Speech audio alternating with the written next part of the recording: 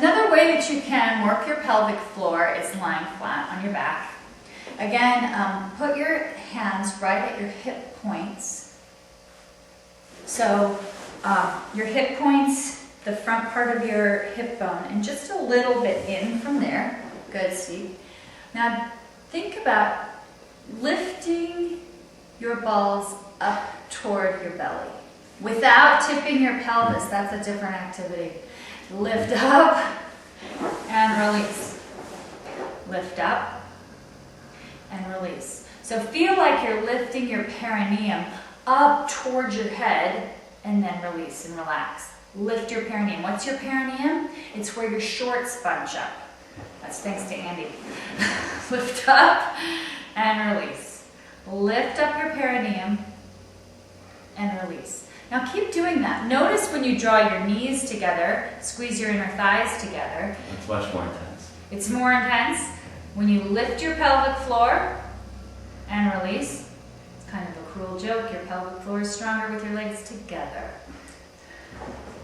Yeah, nature's funny. Lift and release.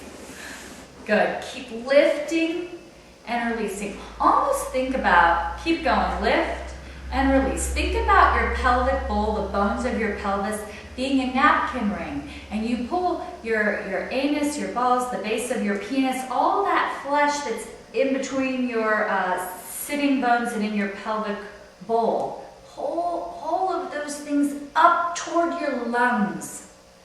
And then release. Good, now separate your legs, because you should know how to do it both ways. Lift your pelvic floor, your perineum, draw your sitting bones together and release.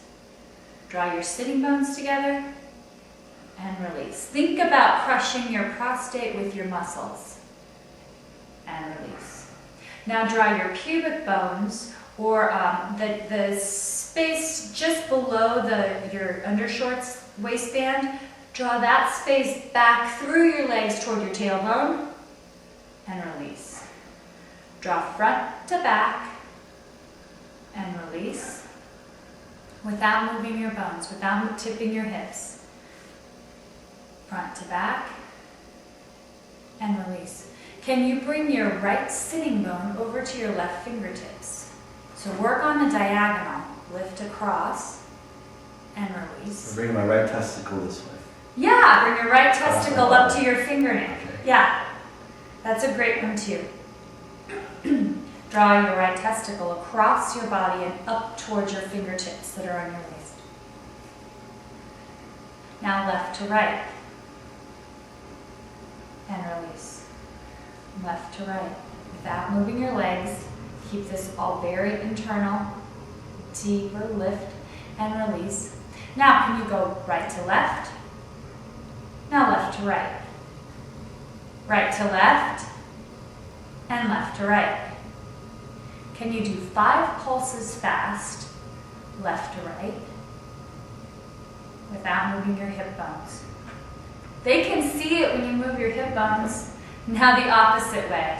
Lift 5 times quickly. And release. Good. Now, Steve, tuck your pelvis, tuck your tailbone between your legs.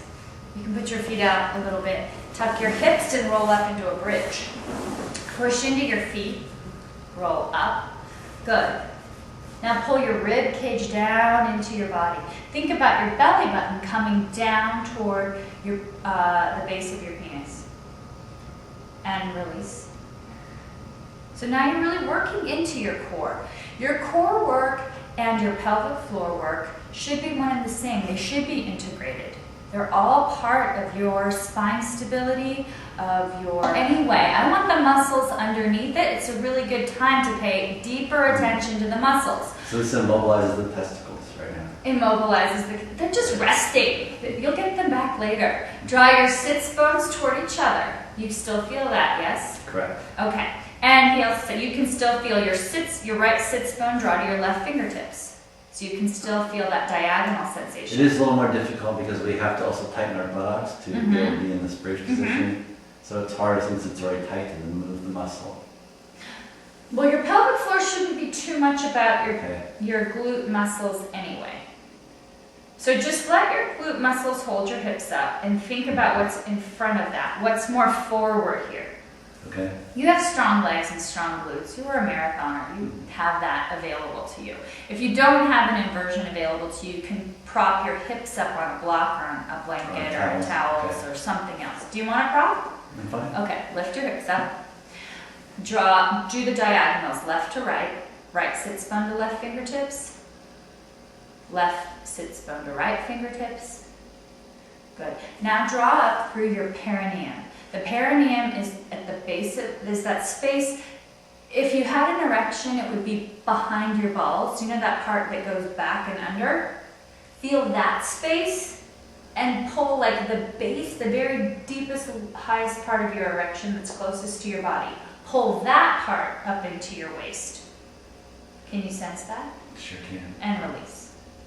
Okay, so draw your perineum up into your waist. Can you draw it up a little higher into your kidneys? And release. The muscles don't go that high, but it's that sensation of going higher and higher and higher. There's so much more beyond the Kegel. Stay tuned. That's awesome. You're great.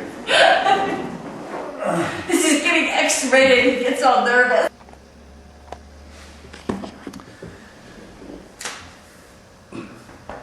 Hey Julie, we were talking about Kegel exercises, and then you talked about the pelvic floor.